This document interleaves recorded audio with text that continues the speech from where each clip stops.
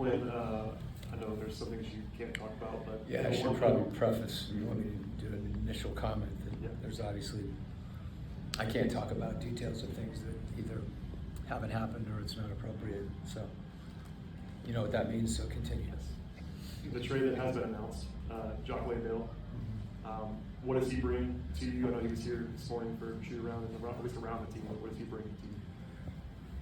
Well, on the most fundamental level, we lost Dante and Bali to an ACL early in the year.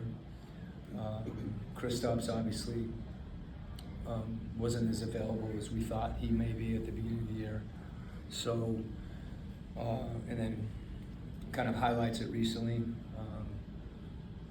Christian Cloco's done a terrific job. He's a two-way. Asa Newell's done a terrific job. He's a rookie. And Mo's done a terrific job. And he's in his second year, his first year in the NBA. So having someone that can not just provide us depth at a minimum, that's durable, that has a veteran presence, that in and of itself is helpful. Secondly, I think the type of player that he is one that's able to easily acclimate into a new situation. I think, his skill set, shooting the ball more from three this year, and he's also capable of putting the ball on the floor, making a pass, making a play, and then the last thing I'd say is he brings a level of competitiveness. He just plays hard. I've known about him for a long time. Ironically, I was playing the Jazz tonight. Joe Ingles is in my ear about him. I don't know how long it's been. When he was really young, he doesn't remember that, I'm sure. But so I've followed Jock throughout the course of his time in the NBA, and I think it's a really good addition for our team. Point to your right. How much do you empathize with the guys on your roster for these couple days going into the day where for them there's a lot of uncertainty and unknown of what's to come? Yeah, I think we've all had times in our life that circumstances out of your control. And I think the hard thing with that is you never quite want to accept it, just because if there's a small chance that something's going to happen, you want to try to impact it in some way. And always hard to see players that have vested, that you begin to formulate some real it doesn't take long in this league to develop a relationship that has some depth because of what you go through. It's such an intense experience. So that's got to be challenging. I obviously haven't experienced from a player standpoint, but I have from a coach's standpoint. And I think the overriding thing is, regardless of the results, that you hope that the time that players spend with you helps their career, helps them in some way, and you root for them and their future success. Quinn, we often try to understand the perspective from the players during the trade deadline, but for you as a coach, when you have night in and night out, you're trying to prepare for the team that you have.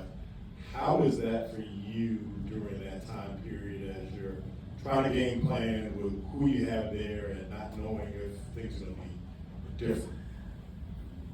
Yeah, it's significant. We've had 4 or 5 different iterations of a team this year. Team that we planned for in the summer that we never really had. A team in November that was different, where guys found different roles, and kind of a resurrection of a previous team for about a 2-week period. Then Trey being traded was significant. Then these guys, CJ and Corey, becoming acclimated, which is kind of another version of the team that we took up into Boston. And then you lose Jalen and O for a while. O still being out. There's a lot of teams in this league that could probably kind of lay that narrative out. But the trade deadline and those moves, click another iteration of that in.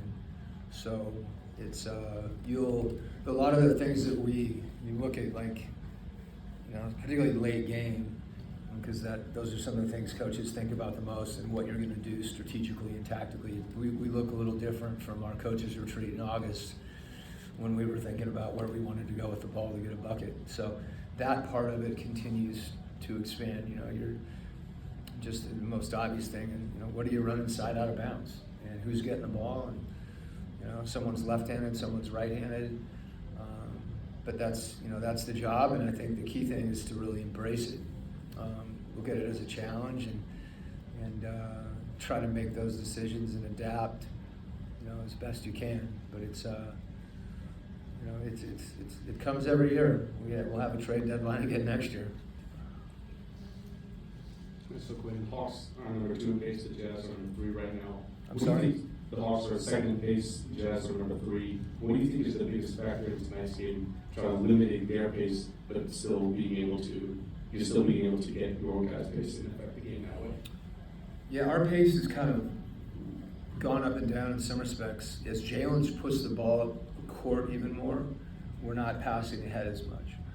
So the ball isn't crossing half court as quickly. That said, Jalen's in the scoring area and making passes and still pressing the pace. So it sounds crazy, but I feel like we're a work in progress with that as well. And the overarching goal is, to me, still the same, because that's the best way for us to play. One of the key things to the pace is taking care of the basketball.